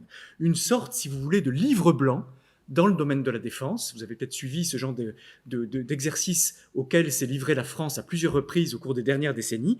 Donc c'est un peu un livre blanc, mais cette fois-ci à l'échelon européen. Donc on va voir si les Européens, et c'est une grande première, sont capables de déterminer ensemble où se trouvent leurs intérêts. Or, on l'a compris, derrière ce Strategic Compass, il y a la notion d'autonomie stratégique européenne, chère à la France et notamment au président de la République, au président Macron, qui a mis cette autonomie stratégique militaire, économique et technologique au cœur de sa vision pour l'Europe. Après la débâcle afghane, la débâcle du départ des États-Unis d'Afghanistan, l'alliance dévoilée par les États-Unis, l'Australie et le Royaume-Uni vient à point nommé pour démontrer la nécessité d'une stratégie européenne autonome, que ce soit dans la zone Indo-Pacifique ou ailleurs. Et monsieur l'ambassadeur, vous avez rappelé que tout ça était finalement dépassé largement les limites de la zone indo-européenne. Et le haut représentant européen, vice-président de la Commission européenne, Josep Borrell, ne s'y est pas trompé d'ailleurs, puisqu'il a rappelé à plusieurs reprises que cette alliance, donc l'alliance AUKUS, ne fait que souligner, je cite Joseph Borrell, ne fait que souligner que la région est très importante pour notre sécurité, pour nos capacités économiques. Cela nous oblige, a-t-il dit, à réfléchir à la nécessité de porter haut la question de l'autonomie stratégique européenne. Alors, quelles sont les chances de succès de la France en 2022 ? À mon avis, limitées. Et je vais être un petit peu plus pessimiste que Céline. La crise des sous-marins a eu le mérite, entre autres, de mesurer l'état des forces en Europe à l'approche de la présidence française. Alors, dès le 16 septembre, la France a tout fait pour convaincre ses partenaires européens, qui n'ont pas non plus été, il faut le rappeler, prévenus de ce changement de pied de l'Australie, mais après tout, ils n'avaient pas à l'être. Donc la France a tout fait pour les convaincre que, loin d'être un simple dossier commercial affectant un État membre, l'affaire des sous-marins devait être considérée comme une question stratégique de plus grande ampleur. Or, le moins qu'on puisse dire, c'est que le soutien des 27 à la France n'a pas été aussi franc qu'on aurait pu l'espérer. Alors certes, Josep Borrell a exprimé la claire solidarité de l'Union européenne avec la France, et il parlait bien évidemment au nom des 27 Européens. Heiko Maas, le ministre des Affaires étrangères allemand, a déclaré aussi comprendre la déception des Français. Charles Michel, Ursula von der Leyen se sont prononcés tout à fait clairement. Mais à part ces soutiens obligés, j'avoue que je n'ai pas vu grand monde dans les chancelleries européennes s'indigner publiquement, et je suis heureux d'avoir appris de votre part, monsieur l'ambassadeur, que l'Autriche, notre pays hôte bien aimé, s'était aussi clairement exprimé dans un sens de solidarité vis-à-vis de la France, et je crois que c'est effectivement très bon de le rappeler. Mais on aurait pu espérer, à l'approche de la présidence française, peut-être un petit peu plus de soutien de la part de nos partenaires européens. Plus grave encore, à mon sens, on a vu plusieurs États européens se désolidariser de la France, soit directement, soit indirectement. Alors directement, par exemple, et j'avoue que ça m'a frappé parce que j'avais en mémoire la visite de Mette Frederiksen, la première ministre danoise en 2019 à l'Élysée, et on avait vu, je ne sais pas si vous vous en souvenez, on avait vu Emmanuel Macron et Madame Frederiksen se claquer la bise, se afficher leur connivence de jeunes dirigeants européens, et Macron lui avait vraiment déroulé le tapis rouge. Donc, malheureusement, cette fois-ci, Madame Frederiksen a non seulement loué la loyauté de Joe Biden dans cette affaire, dans l'affaire de l'AUKUS, mais affirmé sur Twitter qu'elle ne comprenait pas les états d'âme de la France. Donc, je crains qu'Emmanuel Macron ait eu un grincement de dents en se souvenant de sa rencontre de 2019. Donc ça, c'est la désolidarisation directe, et indirectement, on a vu des pays, par exemple l'Irlande et la Suède, rappeler leur attachement à un accord de libre-échange avec l'Australie, entre l'Union européenne et l'Australie, qui est en discussion depuis 2018, après que Clément Beaune, le secrétaire d'État aux affaires européennes, que Julien, vous avez fait venir, je crois, l'année dernière, après que Clément Beaune avait émis des doutes sur la viabilité de cette discussion, donc après la crise de l'AUKUS. Donc on a vu un certain nombre de pays rappeler que, en dépit de cette crise diplomatique, on souhaite que l'accord avec l'Australie aille de l'avant. Or, il faudra compter avec ces pays-là au moment de finaliser le Strategic Compass l'année prochaine. La Suède, par exemple, que je viens de mentionner, est de longue date sceptique à l'égard du concept d'autonomie stratégique. On peut se demander dans quel état d'esprit seront les pays est-européens, qui sont traditionnellement très attachés au bouclier de l'OTAN face à la Russie. Dans quelle humeur sera la Pologne, par exemple, qui est un partenaire important au plan militaire, mais qui est traditionnellement hostile à une défense européenne. Donc on risque donc, début 2022, pendant la présidence française, voir une France blessée et aiguillonnée par l'affaire AUKUS, se livrer à un baroud d'honneur, mais je crains que les autres ne soient pas entièrement pressés de lui emboîter le pas. Donc le cul-de-sac géopolitique dans lequel nous nous trouvons, entre la traîtrise, entre guillemets, de nos alliés anglo-saxons et la passivité décourageante de certains de nos alliés européens, pourrait malheureusement se prolonger. Or, évidemment, cela aura un impact sur la zone Indo-Pacifique. Sans autonomie stratégique européenne, impossible de se projeter efficacement dans la région, de se projeter avec des capacités crédibles. Et là encore, vous avez peut-être vu cette note de Chatham House du 23 septembre dernier, donc vraiment concomitante à la crise de l'AUKUS, qui estime irréaliste que la France puisse entraîner l'Union européenne dans l'Indo-Pacifique. Voilà à mon sens où nous en sommes, avec mes regrets pour cet état des lieux un petit peu pessimiste. Voilà ce que je voulais vous livrer, et je reviendrai sur certains aspects au cours de la discussion que nous allons avoir. Merci, Julien. Merci à vous, merci beaucoup. Il y a une question que je me pose après vous avoir entendu tous les trois, c'est finalement la question de l'état des relations transatlantiques. Ça a été abordé, évoqué, mais sans qu'on rentre vraiment dans les détails. Est-ce que, malgré tout, cette affaire va laisser des traces durablement entre la France, bien sûr, et les États-Unis, mais aussi plus largement entre les Européens et les États-Unis, dans la manière de concevoir même ce qu'est un accord de coopération, une relation de confiance entre alliés. Voilà, je pose cette question peut-être un petit peu transversale. On avait convenu que chacun d'entre vous pourrait réagir à ce qui avait été dit par les autres. Donc je propose de faire un deuxième tour de table très bref, parce que voilà, l'heure passe vite, c'est que la discussion est passionnante, et je voudrais aussi donner l'occasion au public de poser des questions. Voilà, donc on va peut-être reprendre dans l'ordre dans lequel vous êtes déjà intervenu. Je ne sais pas si Céline, vous vouliez ajouter quelque chose ou réagir très brièvement. Oui, je veux bien réagir à l'intervention de Monsieur Simonet. Comme il est plus pessimiste que moi, effectivement, sur la possibilité d'un engagement européen dans l'Indo-Pacifique, donc lui apporter des éléments complémentaires. Je pense que d'abord, il faut assumer le fait que la France a un positionnement spécifique au sein de l'Union européenne sur l'Indo-Pacifique, simplement parce qu'elle a des intérêts souverains dans la région et que c'est le seul pays européen qui est dans ce cas-là. Donc c'est normal qu'on ait un positionnement différent. Voilà, on a des intérêts souverains, on a des forces armée, et Monsieur l'ambassadeur l'a rappelé. Donc le premier intérêt de la France, c'est de défendre ses intérêts dans la région. Donc on ne peut pas non plus compter sur le fait que nos partenaires européens vont suivre le positionnement, la stratégie indo-pacifique française. C'est pas du tout je crois, mon interprétation de ce qui se passe, c'est que la stratégie française va davantage s'articuler au sein de cette approche européenne dans la région. Et certes, la stratégie qui a été publiée est bien imparfaite, mais malgré tout, il faut regarder, je crois, le chemin parcouru. Il y a encore très peu de temps, 1 an ou 2, le vocable Indo-Pacifique n'était absolument pas utilisé par les institutions européennes, était rejeté comme étant considéré comme trop anti-chinois ou trop pro-américain. Et aujourd'hui, la question qui se pose, c'est effectivement comment exister entre les deux. L'Indo-Pacifique a une multitude d'interprétations différentes.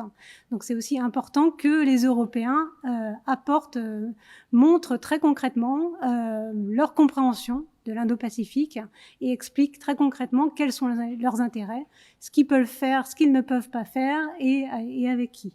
Donc ça c'était le petit point en plus, sachant que voilà, de trouver un consensus à 27 États sur cette question qui effectivement relève pas du voisinage immédiat de l'Europe, bien que si on regarde quand même ce que fait l'Union européenne dans le golfe d'Aden, on a quand même une mission Atalanta qui lutte contre la piraterie depuis 2008, donc c'est pas rien. Donc l'Union européenne est déjà quelque part dans l'Indo-Pacifique. C'est le premier investisseur de la région, c'est un partenaire commercial absolument essentiel. Il y a énormément d'activités sur le renforcement des capacités maritimes des pays de la région, et ça c'est pas du tout de la sécurité dure, mais ça permet aux pays de la région d'avoir une meilleure protection de leur zone économique exclusive et des ressources maritimes et des océans. Donc voilà, l'Indo-Pacifique, ce n'est pas seulement finalement cette confrontation, je crois, entre les deux grandes puissances. Il y a aussi une multiplicité de problématiques.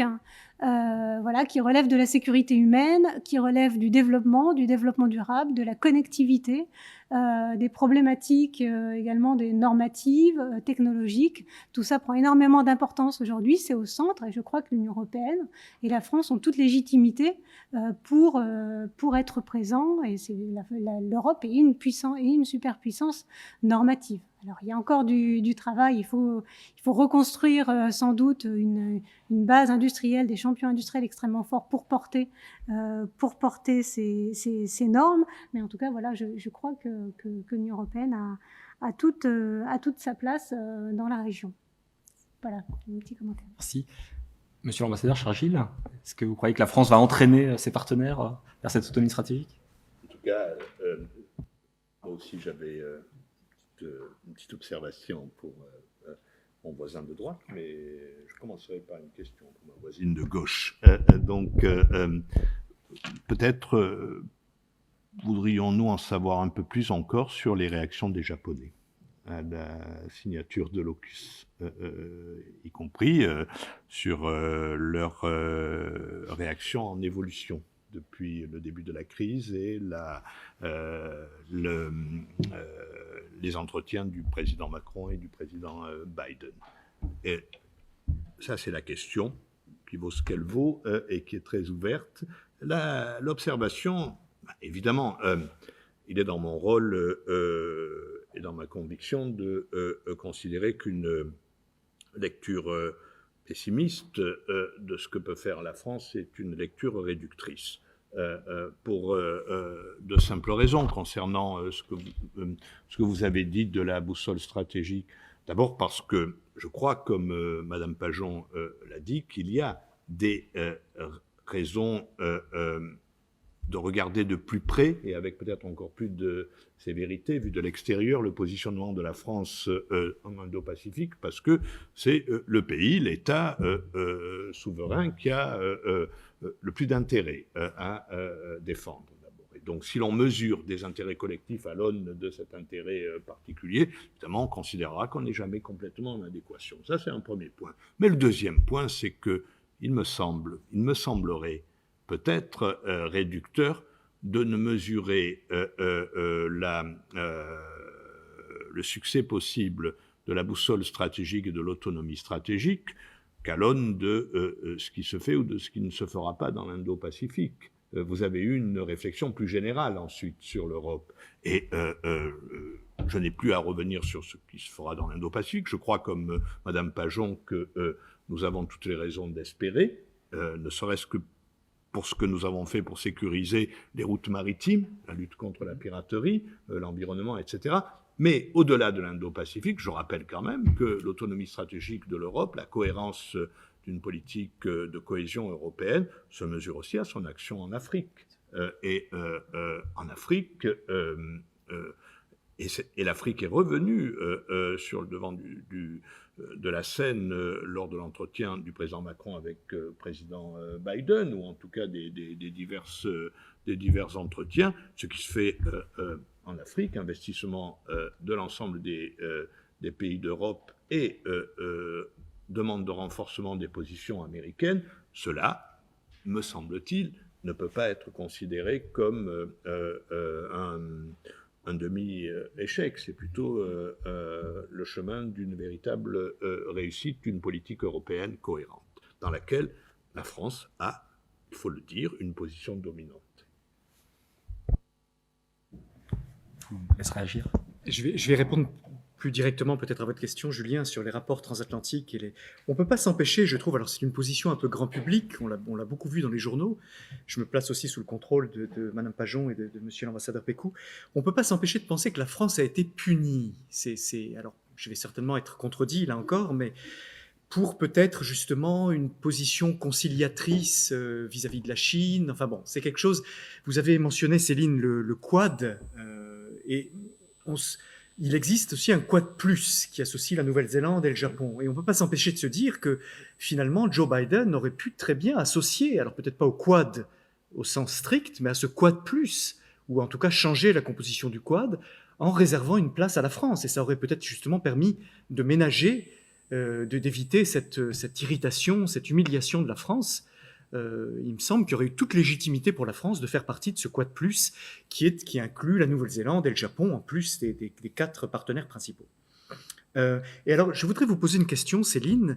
Je garde le souvenir de mes années d'études, enfin de mes années d'études en droit international, que l'Australie et la Nouvelle-Zélande n'étaient pas totalement à l'aise avec la présence française dans le Pacifique, et qu'il y a toujours eu un espèce de...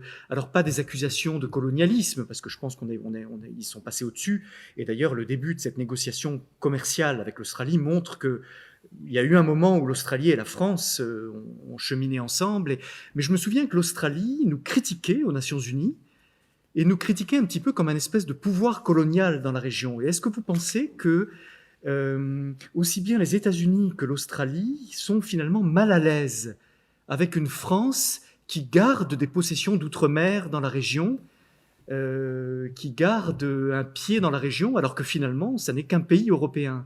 Est-ce que vous pensez que cette exception française a pu jouer dans cette crise et que finalement, malgré un certain nivellement et une façade de coopération, est-ce que des pays comme l'Australie ou la Nouvelle-Zélande ne sont pas toujours un peu gênés par ce pays européen qui se permet finalement de garder des possessions au milieu du Pacifique? Oui, bien sûr. Alors, à mon sens, c'est pas du tout central dans les relations. Enfin, pour moi, c'est pas un facteur important. Peut-être que si vous allez dans les îles du Pacifique et vous parlez avec les gens, certainement, peut-être, c'est une problématique qui va ressortir, cette question de l'ancienne puissance colonisatrice qui garde des territoires dans la région. Maintenant, est-ce que ça joue un rôle dans la relation avec les États-Unis et l'Australie? Je ne crois pas. Je crois qu'au contraire, on a énormément d'intérêts en commun avec l'Australie, et c'est pour ça que je crois qu'il ne va pas avoir de rupture fondamentale dans les relations avec l'Australie. L'Australie, son voisinage commun, c'est le Pacifique Sud. Nous avons des territoires dans le Pacifique Sud. Aujourd'hui, il y a des problématiques fortes qui sont liées au réchauffement climatique, aux questions des ressources maritimes, mais aussi à l'influence croissante de la Chine dans la région. Ça, on le sait, c'est bien documenté. Et je crois que l'Australie et la France partagent les inquiétudes et travaillent ensemble sur ces questions. Et depuis longtemps, on a des accords de sécurité depuis longtemps. Donc ça sera ma réponse. Vous avez évoqué le Quad. Donc le Quad, en fait, le Japon fait partie intégrante du Quad. C'est même le Japon qui a relancé en fait ce dialogue à 4 avec l'Australie, l'Inde et les États-Unis. Je me suis trompé, c'est l'Indonésie et la Nouvelle-Zélande qui sont le Quad plus, pas le Japon. Oui, effectivement. Pour moi, c'était le Vietnam. Alors, le Quad plus, le Quad plus, effectivement, c'était mis en place au printemps 2020 dans le cadre de la pandémie.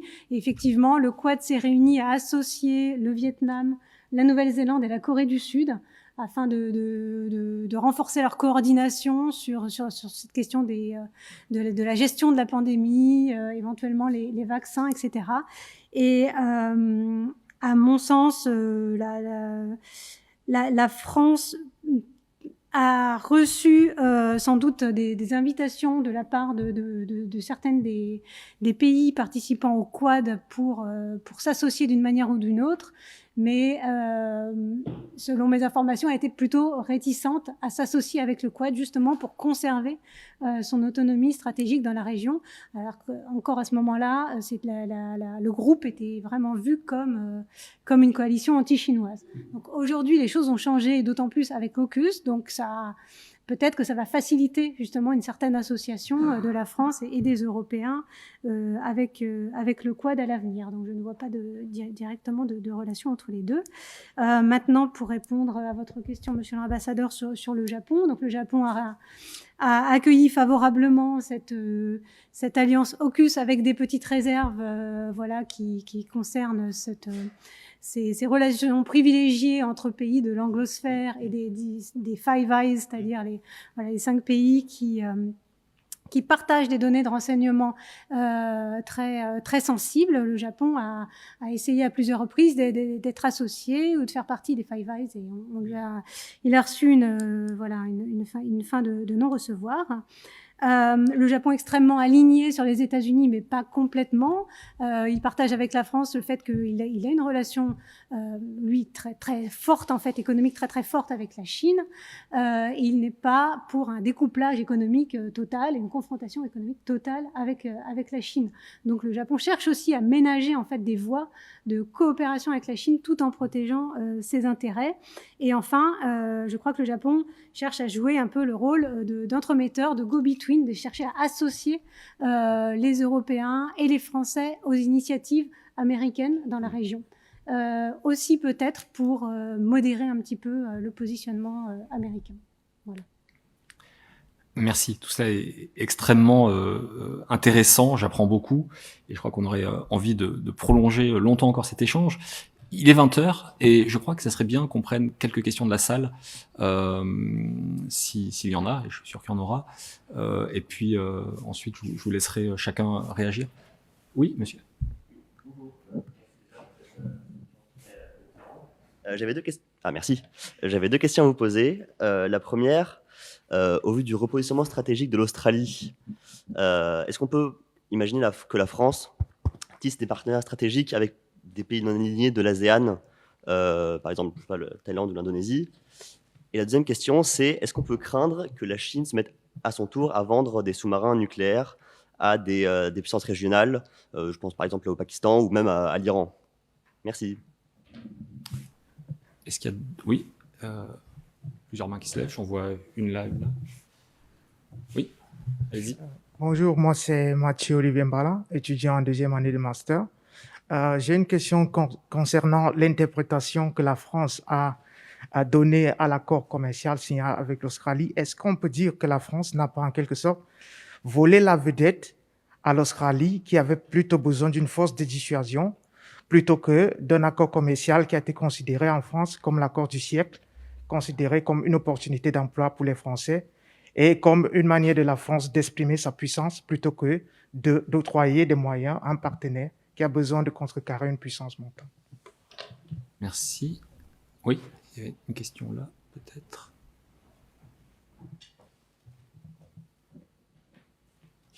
Bonjour, merci pour la discussion. J'ai une question en particulier, Madame Pajon, par rapport à ce que vous avez dit au tout début de vos remarques. Vous avez parlé de l'AUKUS comme étant pas seulement un accord militaire, mais avec un ensemble de technologies derrière. Donc, je voudrais savoir si vous pouvez revenir dessus. Et une deuxième petite question par rapport à ça. Vous avez mentionné le fait que l'AUKUS n'est pas soutenu par un traité. Et du coup, je voulais voir aussi avec vous si vous pouviez revenir là-dessus pour voir quelles conséquences ça a. Est-ce que un traité est censé arriver par la suite ou est-ce que c'était seulement pour annoncer la suite de votre réflexion sur l'effet d'annonce? Donc voilà, c'était mes deux questions. Merci beaucoup. Voilà. Alors, il y aura peut-être d'autres questions, mais je crois qu'on a déjà là pas mal de matière pour réagir. Je ne sais pas qui veut se saisir de ces questions. Monsieur Simonet, vous avez parlé en dernier, donc on peut peut-être inverser l'ordre des réactions. Il y avait notamment une question sur la prolifération. Voilà, je vais effectivement répondre à cette question-là uniquement. J'observe d'ailleurs que nous avons dans la salle un spécialiste de prolifération nucléaire. C'est clair qu'AUKUS est une pierre jetée dans le jardin de ceux qui essayent de lutter contre la prolifération nucléaire. Et de ce point de vue-là, les États-Unis et l'Australie devront assumer ce changement de pied majeur qui est effectivement, et il y a eu une allusion là-dessus, qui est le fait de céder ce genre de technologie à un pays non nucléaire, un pays qui jusqu'à présent était un bon élève du traité de non-prolifération nucléaire, et là encore, je me souviens, il y a une vingtaine d'années, qui voyait d'un très mauvais œil les essais nucléaires de la France dans le Pacifique. Donc c'est vraiment, et je crois qu'il faut insister là-dessus, même s'il n'y a rien d'illégal dans ce qui a été convenu au terme de cette alliance, aucun traité, ni le TNP, ni le traité de Rarotonga, qui fait du Pacifique une zone exempte d'armes nucléaires, aucun de ces deux traités n'interdit la propulsion nucléaire. Donc tous les États ont le droit de faire naviguer des navires à propulsion nucléaire dans la zone. Donc ce n'est pas un problème juridique, mais c'est un problème politique, un changement de pied majeur.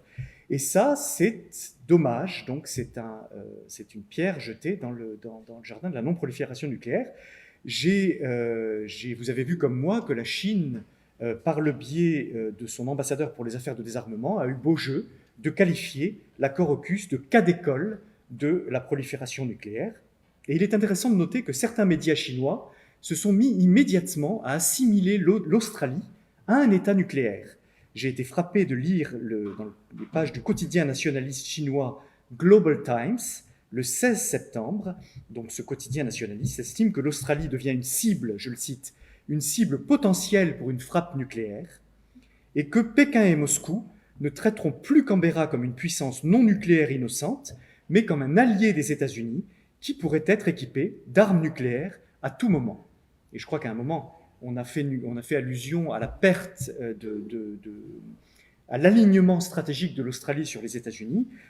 C'est vrai que pour un certain nombre d'États de la région, l'Australie est maintenant vue comme un État qui est entre les mains, technologiquement, des États-Unis. La Corée du Nord a également pointé les contradictions de l'Amérique, et j'observe, puisque nous sommes à Vienne, que Raphaël Grossi, le directeur général de l'AIEA, de l'Agence internationale de l'énergie atomique, a également fait part de sa préoccupation et indiqué qu'une équipe spéciale d'inspecteurs des garanties et de juristes expérimentés étudierait la sécurité et les implications juridiques de cet accord. Alors vous me direz, le risque proliférant ne viendra certainement pas de l'Australie, mais effectivement, et c'est la question qui vient de nous être posée, imaginons que la Chine dise « ce que vous avez fait, vous les États-Unis avec l'Australie, nous allons le faire avec un autre pays », et que cet autre pays soit moins fiable et ne fasse pas partie des bons élèves du régime mondial de non-prolifération nucléaire. Là, nous aurions effectivement un problème. Le précédent qui a été créé par l'accord AUKUS va rendre extrêmement difficile de justifier une politique efficace de sanctions. Alors pour l'instant, la Chine se contente de critiquer le manque de cohérence et l'attitude irresponsable des États-Unis et du Royaume-Uni, mais à l'évidence, la tâche des Australiens et des Britanniques et des Américains va être singulièrement compliquée dans tous les forums de non-prolifération nucléaire. Et je crois, Nicolas, tu me diras si j'ai raison, je ne suis pas sûr, je crois que la 10e conférence d'examen du TNP se tiendra en janvier prochain. Ça va être intéressant de voir certainement la Chine, la Russie critiquer ceux qui ne respectent pas l'esprit du TNP et de la non-prolifération. Et ce sera en quelque sorte de bonne guerre. Voilà, donc effectivement, la Chine pourrait, pour répondre directement à votre question, la Chine pourrait se prévaloir de ce précédent, de ce manque de cohérence des anglo-saxons pour dire que, voilà, faisons la même chose avec des partenaires. Et c'est clair que, bon, je ne pense pas que la Chine ait l'intention de vendre des sous-marins nucléaires à l'Iran, mais je pense que l'Iran, que la communauté internationale s'efforce de remettre dans le droit chemin, l'Iran a dû rire sous cape de cet épisode que nous avons vécu le mois dernier. Très brièvement, premier élément sur le nucléaire, même si la question ne m'a pas été directement posée, le constat de l'arrivée du nucléaire avec la propulsion dans la zone est un constat objectif. Ça ne relève pas simplement d'une position politique et d'une position géopolitique propre à la Chine. Après, ce sont les conséquences que l'on en tire. Et le constat était, par exemple, dressé très officiellement par la France lors de l'audition du 6 octobre, par exemple. Deuxième remarque très brève, en réponse à la question qui m'a été posée par Mastérien qui est là, la France ne se donne-t-elle pas le beau rôle, si je vous cite, avec ce contrat? Alors, d'abord, le contrat qui est dénoncé, il est effectivement dénoncé, comme je l'ai rappelé. C'est un constat, là aussi. C'est une lecture objective des faits. Et ensuite, pour parler du contrat lui-même, bien, le contrat relève d'un accord de coopération globale que j'ai évoqué, mais c'est surtout le résultat d'un appel d'offres lancé et librement consenti, et pas du tout d'une forme de politique d'ingérence ou d'hégémonie qui puisse faire apparaître la France dans une position de domination, quelle qu'elle soit, face à l'Australie. Après, dernier point, la France et la dénonciation du contrat occupent l'espace diplomatique, médiatique et politique. Ça, c'est indépendamment de la nature du contrat elle-même. Je le répète, n'oublions pas les faits. Un appel d'offres est lancé, il est librement consenti et répondu et remporté par un groupe et un pays. Un groupe français. Donc, je crois, me semble-t-il, et je m'arrête avec cela, qu'il faut peut-être se garder d'avoir une vision générale, générique et un peu, pas caricaturale, mais simplificatrice de ce que sont les rapports de la France avec des pays de l'hémisphère sud, et notamment là, en l'occurrence de l'Australie, sous prétexte que la France a eu une politique de présence linéaire, postcoloniale, etc. Non, les relations, comme cela a été dit précédemment, les relations entre la France et l'Australie sont de bonnes relations qui partagent énormément d'enjeux. Il faut remonter à 1960. La vraie date, c'est 1973. Le seul moment où l'Australie, la Nouvelle-Zélande et Fidji dénoncent la France devant la Cour internationale de justice, c'est 1973, justement, à propos des, si je me souviens bien, c'est 73, des essais, des expérimentations nucléaires. Mais là, oui, c'est un moment de crise. Mais vous voyez, on est dans un autre contexte, véritablement. Deux mots très très rapidement. Concernant les partenariats de la France avec les pays d'Asie du Sud-Est, la France a déjà des partenariats. En fait, dès sous la présidence de François Hollande en 2012, on voit la politique asiatique de la France qui se diversifie vraiment. Avant, elle était plutôt sino-centrée. Et à partir de ce moment-là, il y a un véritable effort pour mettre en place des partenariats plus ou moins avancés avec un certain nombre de pays de la région, dont des pays d'Asie du Sud-Est, dont certains adossés avec des contrats d'armement. Mais effectivement, ça va certainement relancer l'investissement français vers ces pays d'Asie du Sud-Est. Concernant AUKUS et la dimension technologique et pourquoi il n'y a pas de traité, etc., j'ai pas énormément d'informations complémentaires parce que c'est tout frais et qu'il y a très peu d'informations tout simplement sur la question. Voilà, simplement pour dire que il semblerait que sous l'angle américain, il y a eu une véritable volonté d'intégrer vraiment ces bases industrielles de défense avec la Grande-Bretagne et l'Australie depuis un certain temps déjà, et que ce soit peut-être une concrétisation aussi de ce type de volonté. Et puis bon, il n'y a pas de traité encore. Ce sont des discussions extrêmement complexes qui vont être mises en place, donc on peut comprendre qu'il n'y ait pas de documents tout de suite à disposition. Voilà pour ma part. Merci beaucoup. Pour ma part, je retiendrai d'abord que l'Indo-Pacifique entre vraiment dans notre champ de préoccupation comme Européens. Et puis ensuite, je crois que des moments comme celui qu'on vient de vivre ensemble et ces échanges, ils contribuent aussi à partager une certaine vision des choses. Alors certainement, on n'est pas tous d'accord, notamment comme Européens, mais voilà, mieux comprendre quelles sont les perspectives des uns et des autres autour ici d'un enjeu spécifique, mais d'un enjeu extrêmement important. Malheureusement, le temps passe très très vite et les échanges sont passionnants, mais je vais devoir les interrompre. Je voudrais très chaleureusement, très vivement remercier nos trois orateurs, Madame Pajon, Monsieur Pécou, Monsieur Simonet. Vraiment, c'est une discussion très très intéressante. Je vous remercie d'avoir accepté d'y prendre part et je vous remercie d'avoir ainsi exprimé votre point de vue de manière si claire et si intéressante. Voilà. Je vous souhaite à tous une excellente soirée et puis je pense qu'on aura d'autres occasions d'échanger sur ces questions lors de prochains événements organisés ici à l'Académie, notamment par la chaire francophone. Voilà. Bonne soirée à tous.